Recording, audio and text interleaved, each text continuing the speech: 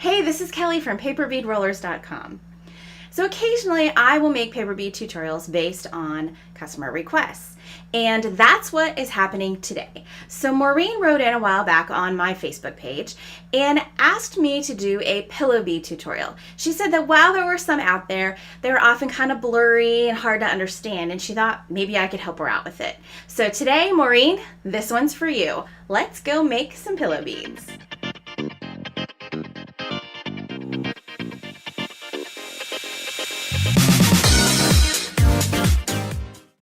Pillow beads are made in a similar fashion to regular rolled paper beads, except they're folded instead of rolled. You don't need a tool to do this. You can just use your fingers.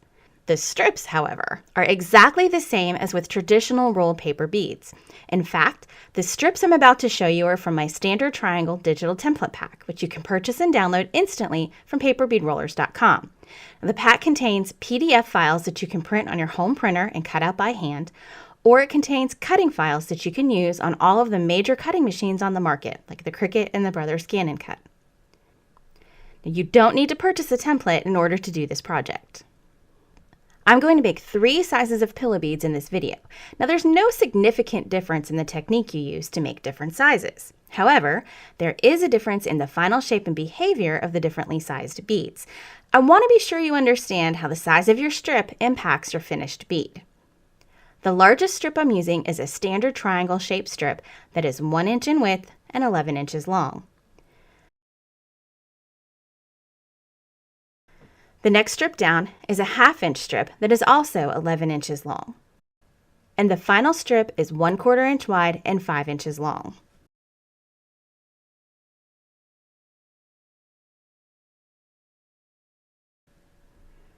The tools and supplies you need for this project include 2 identically sized paper strips for each bead. Now they have to be exact or your bead will come out wonky, so if you're hand cutting, cut carefully.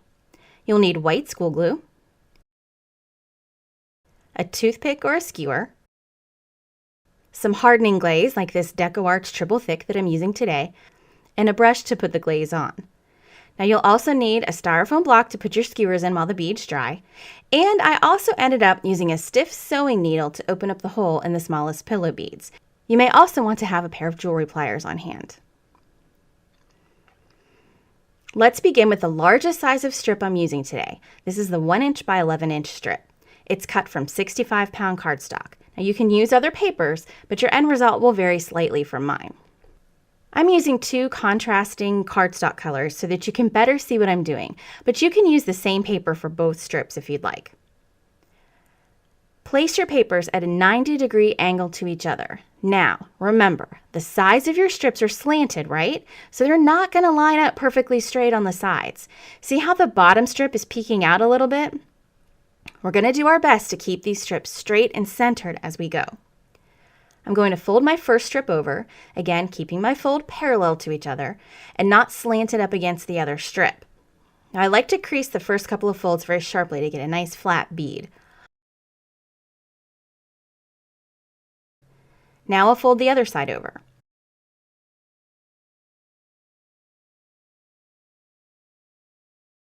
I'll use the end of my bead roller to make sure the fold is perfect.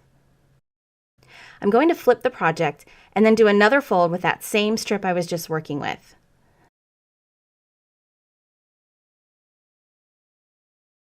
Now the other strip. And we flip and we do it again. So now I'm just going to continue folding and flipping until I get to the end. Pay close attention so you don't get off track. The strips should always be crossing in a different direction. You don't want 2 layers going in the same direction on top of each other. When you're using 2 different colors of strips, it's pretty easy to tell. But it's really not that difficult if you just have one color. You just have to pay a little more attention.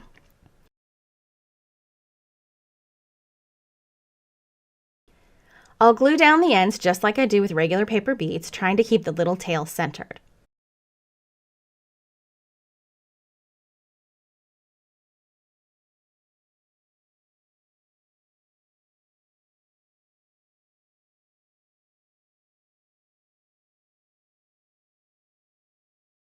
Look at how slim this bead is. We are about to fatten it up. Make sure your glue is dry before you attempt the next step. Squeeze the bead between your thumb and finger and force it to pop out in the middle. There's your pillow. Now you can choose to pop one side or both sides for a slightly different look. Now we need to make sure that there is a hole so we can string this like a bead. I take my toothpick or skewer, depending on how large the bead is, and I work it into the corner, in between where the two strips meet. I carefully push it through to the other corner. Now you can use different tools to do this, a reamer, a knitting needle, whatever works. And that's it. Let's make the next size down. This time I'm using the 1/2 inch by 11 inch strips. Now, just as before, we'll line it up at a 90-degree angle, making sure that we're keeping the strips parallel rather than following the slant of the triangle. Now make your folds, alternating direction, just like we did on the larger bead.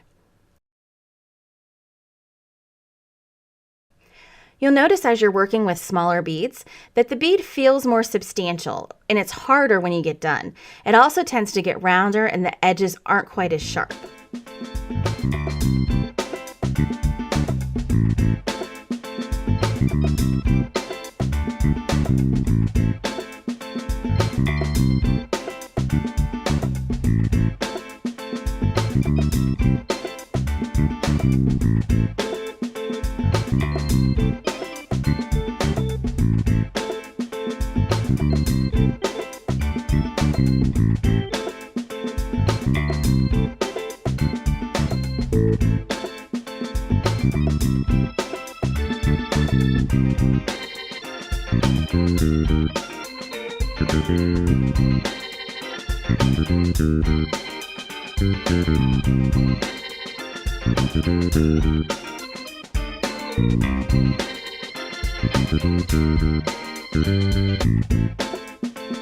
Glue down the ends and you're ready to pop the bead into its pillow shape.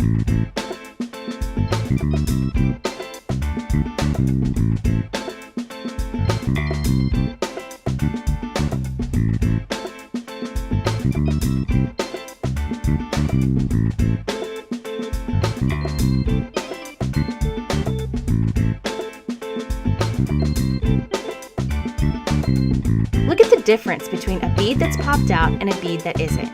Can you just believe how fat this bead gets? It's amazing.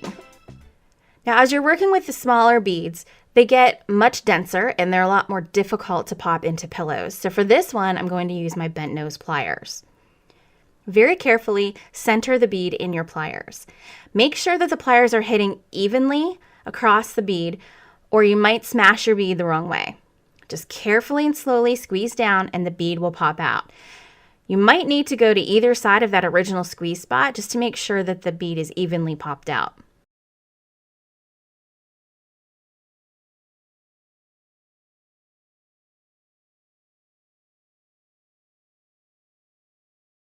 And now you can turn it and do the other side the same way.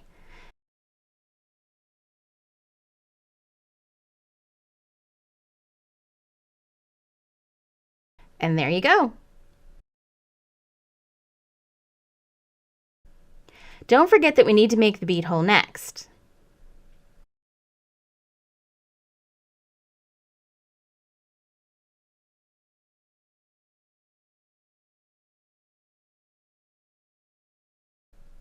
And there we go.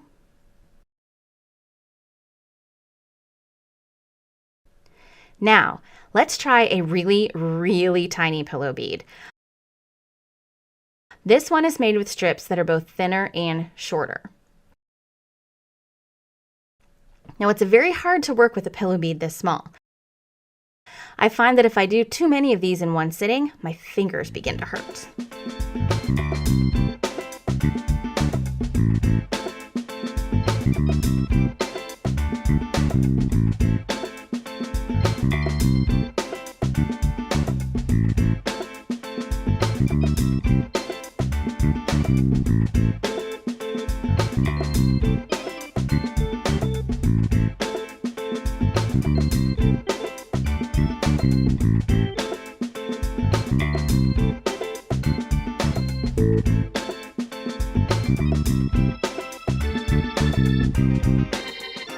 And I'm going to tack down these ends with glue.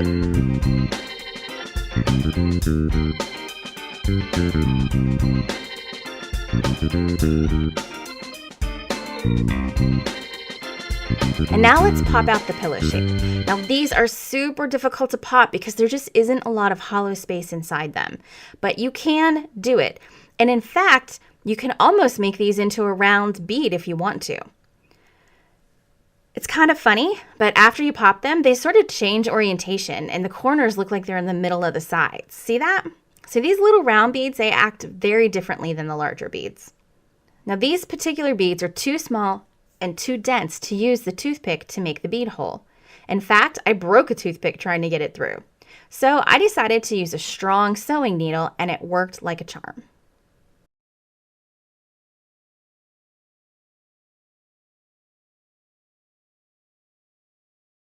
Now it's time to glaze.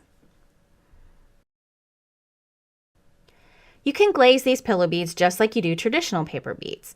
I'm going to brush on triple thick for mine. You can also dip these beads if you prefer the dipping method.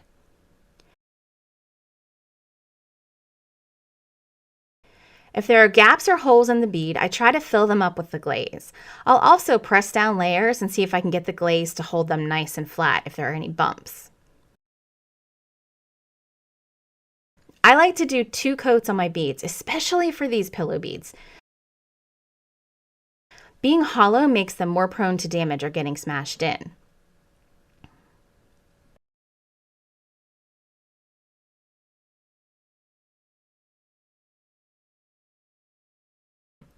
Now here are the 3 different sizes of beads that we created.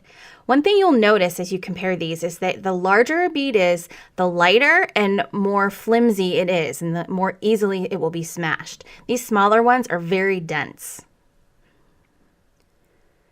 And now you have gorgeous, shiny pillow beads. Look for my pillow bead jewelry design in a future video. Be sure to subscribe to my channel on YouTube and then head over to Facebook and join us in the Paper Bead Fanatics Facebook group. We'd love to see what you're making. Until next time, happy rolling!